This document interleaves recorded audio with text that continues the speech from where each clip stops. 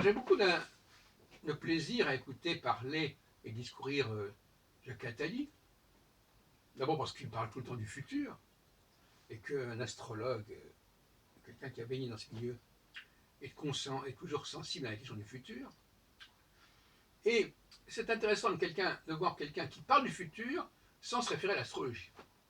C'est assez rafraîchissant. Parce que, bon. Alors, j'écoutais tout à l'heure un exposé que Attali a fait à l'école polytechnique il n'y a pas très longtemps.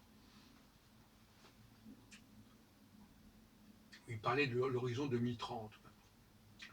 Mais ce qui m'a frappé, c'est quand, vous me direz que c'est assez banal, c'est que il a utilisé une dialectique de l'ordre et du désordre.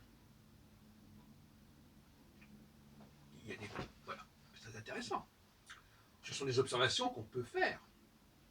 J'ai toujours dit que l'astrologie devait réfléchir sur ce que l'on pouvait observer et expliquer ce qu'on pouvait observer. La fonction explicative de l'astrologie est évidente, plus que la fonction prédictive d'ailleurs. De toute façon, chacun le sait. Et on dit souvent, par ironie, c'est plus facile d'expliquer que de prévoir. À voir. Et oui, à voir parce que beaucoup d'astrologues, au lieu d'étudier ce que tout le monde peut étudier, par exemple, imaginons qu'on fasse un colloque sur ordre et désordre. On pourrait inviter des astrologues, des historiens, des politologues, des économistes, des historiens de l'art. Voyez-vous, à ce moment-là, l'astrologie aurait tout à fait sa place. Parce qu'elle partirait d'un élément qui est connu et reconnu, qui fait débat parce qu'il interpelle la dialectique de l'alternance de l'ordre et du désordre. Et pourquoi les astrologues ne font-ils pas cela? Ce qui les empêche justement de communiquer avec d'autres disciplines. Ils s'enferment dans leur propre jargon, dans leurs propres outils. Et alors voyons ce qu'il en est. Par exemple, lorsque André Barbeau, parce que finalement c'est dans l'astrologie mondiale que les choses les plus intéressantes se font et se disent dans l'histoire de l'astrologie du XXe siècle.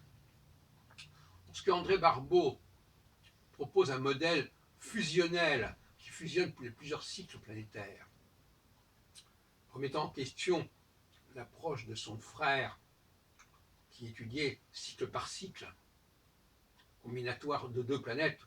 Là, il a dit, on va fusionner tout ça pour n'avoir qu'un seul et même schéma, un seul et même modèle. Il est revenu après, parce qu'avec 1989, il a revalorisé son cycle Saturne-Neptune et il a mis de côté plus ou moins le fameux coefficient de concentration planétaire qu'il avait exposé il y a 50 ans, à partir de jour d'animation. Alors, il a dit, bon, il y a un temps de tension et un temps de détente. On dirait, pourquoi pas? Après tout, ça aussi, ça peut s'observer. De même que j'avais observé il y a longtemps qu'il y avait des moments où les choses se concentraient et où les choses, au contraire, se démantelaient. Voilà, ça aussi, c'est un thème de réflexion. Quant à Jean-Pierre Nicolas, lui, il a récupéré les notions de représentation, existence, transcendance, qui ont des significations qui peuvent faire sens pour des non-astrologues, et qui pourraient éventuellement, là aussi, permettre une relation interdisciplinaire entre l'astrologie et d'autres domaines, comme la philosophie des termes. Alors moi, je reviens sur ce que disait Attali, parce que tout simplement, ça rejoint mes propres travaux sur l'ordre et le désordre. La conjonction, c'est l'ordre, et l'opposition, c'est le désordre. Voilà comment je vois les choses aujourd'hui. Alors, Attali, lui, il ignore évidemment, parce qu'il se moque totalement de l'astrologie, il ne croit pas qu'il y a quoi que ce soit à en attendre, il ne s'intéresse pas aux différentes recherches de pointe en astrologie. Pour lui, l'astrologie, c'est une affaire classée. Il y a l'astrologie, terminée. Bon, c'est une erreur méthodologique qu'il pourra regretter très longtemps. Alors, la question, effectivement, c'est cela. C'est que c'est bien gentil de nous dire qu'il y a des temps d'ordre et de désordre. Encore faut-il savoir quand est-ce qu'ils viennent, ces temps. Alors, il nous dit, c'est bien de prévoir, c'est bien de se préparer. Si on ne connaît pas la cyclologie qui fait alterner l'ordre et le désordre, je ne vois pas très bien comment on peut s'y préparer. Comment on peut avoir, comme il dit lui-même, 2 coups d'avance. Donc il y a une sorte de point aveugle chez Attali. Il parle d'une science du futur qui pourrait nous parler de ces questions-là, mais cette science du futur, il n'en dispose pas. Alors on tombe dans l'empirisme.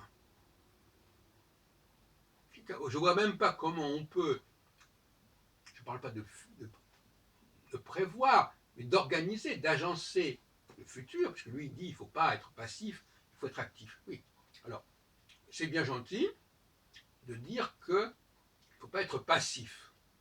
Mais en disant qu'on n'est pas passif, on prend une approche, on adopte une approche qui est peu scientifique, qui est volontariste. C'est-à-dire, et ça c'est tout à fait inquiétant, voilà, on ne sait pas de quoi il s'agit, mais on va faire en sorte qu'on fasse les choses comme on a envie qu'elles se fassent.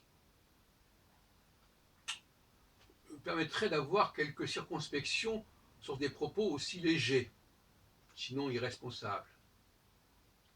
Donc là, voyez-vous, on tourne autour du pot. On dit oui, il faut faire ceci, il faut faire cela, il faut éviter ceci, mais on ne sait pas comment parce qu'on n'a pas le modèle. Et pourquoi on n'a pas le modèle? Parce que tout simplement, on a pris un retard considérable au niveau de la cyclologie.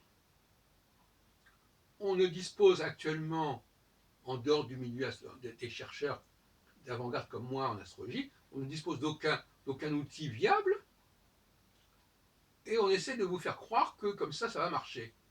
Bien non.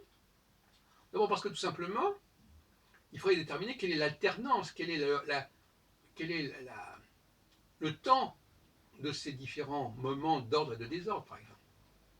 Il faut le savoir. Alors, je change de sujet, pas vraiment, mais je voudrais parler un peu de l'islam. Parce que dans l'islam aussi, il y a des thèmes qui pourraient faire l'objet d'une discussion avec les astrologues, comme le thème de la transgression. L'islam s'intéresse beaucoup à tout ce qui est transgressif, notamment chez la femme. Éviter la transgression, corriger la transgression. Or, la transgression, c'est le désordre. Et le désordre, c'est aussi la liberté. Donc, voyez-vous, là aussi, il y a matière à débat interdisciplinaire entre l'astrologie, le religieux, l'astrologie, le politique, l'économie, etc., qui n'existent pas actuellement. Et ce sont ces colloques-là qui doivent être intéressants. Mais pas avec l'astrologie traditionnelle, s'entend bien, mais avec une astrologie épurée, selon les vœux même de Landré Barbeau des années 60-80, c'est-à-dire une astrologie qui a des schémas simples, qui a un discours simple, qui est dans le binaire, et qui donne des calendriers.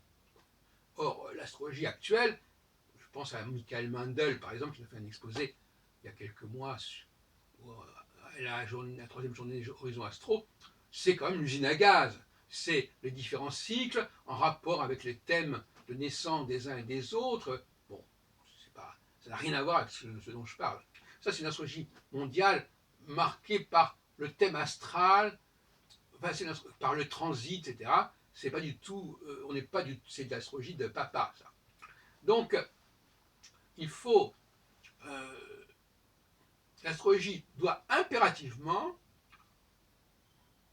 prendre position sur des grandes questions que posent les politiciens, que posent les hommes de religion, que posent les hommes d'économie, que posent les futurologues, et montrer qu'elle possède certaines clés qui leur manquent.